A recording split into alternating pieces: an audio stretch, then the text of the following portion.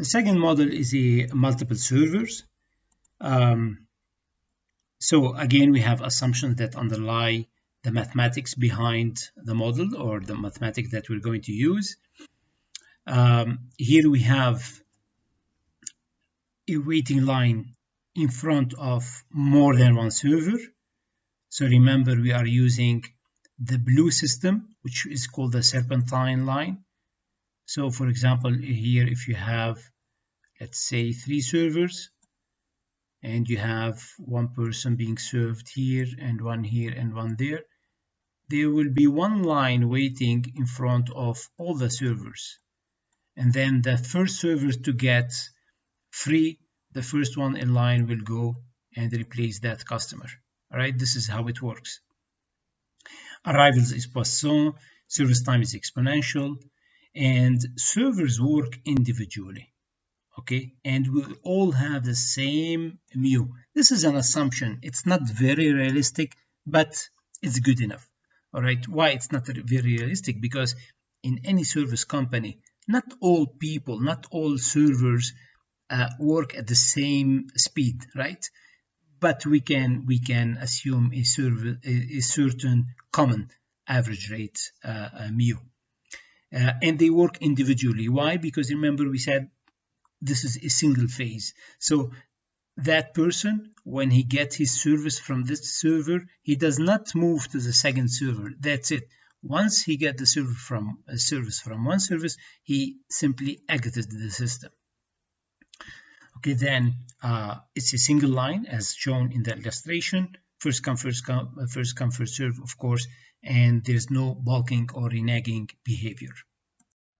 So what are the formulas that we're going to use in this model?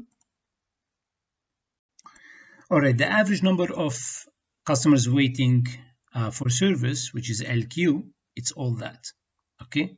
So again, you can see the ratio to the power m, where m is number of servers, over m minus 1 factorial. I'm sure you know what's factorial. Let me remind you.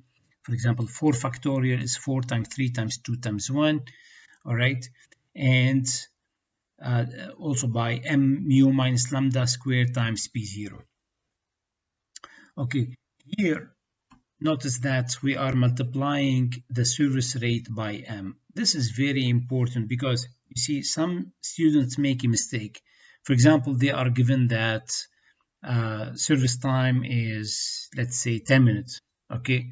Which means the service, and we have 2 servers.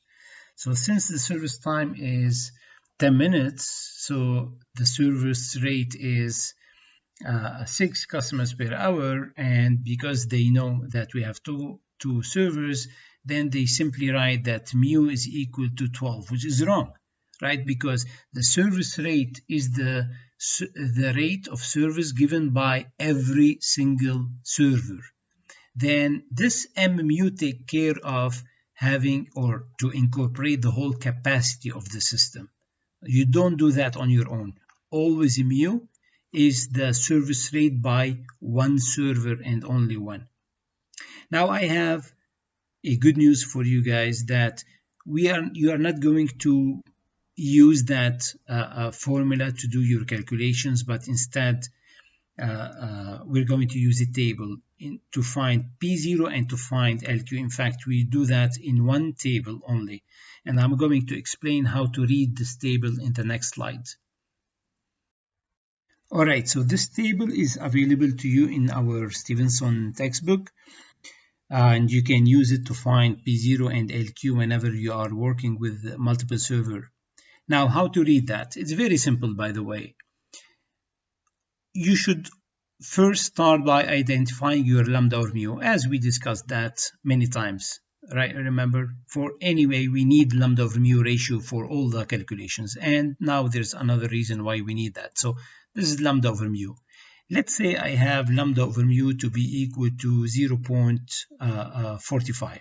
Okay, so I can see it here, 0.45. For lambda over mu, 0.45. The second column shows us the number of servers, m. Then the third column is LQ, and this is P0.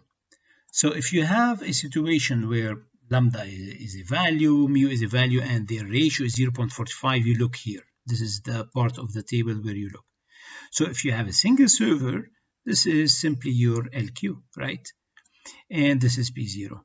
If you have M equal 2, so this is your LQ, and this is your P0. If M equal 3, this is your LQ, and this is P0. Very simple. All right. So all what you need to know is find your ratio, lambda over mu, locate that ratio in the table, and then simply read your LQ and P0. Make sure that you're reading in the right row. That's it. And this is only a portion of the table because I cannot fit it all while still being readable.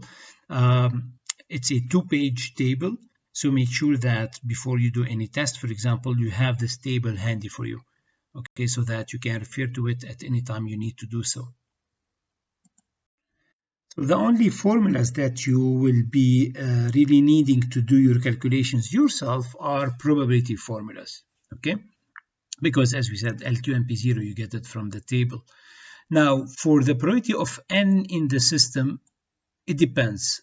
If n is greater than m, for example, if you have a case where you have 4 servers, and the question is find the probability of 5 or 6 customers in the system, then you use that first formula, which is again the ratio lambda over mu to the power n over m, where m is the number of servers, all right, factorial, times m to the power n minus m times P0.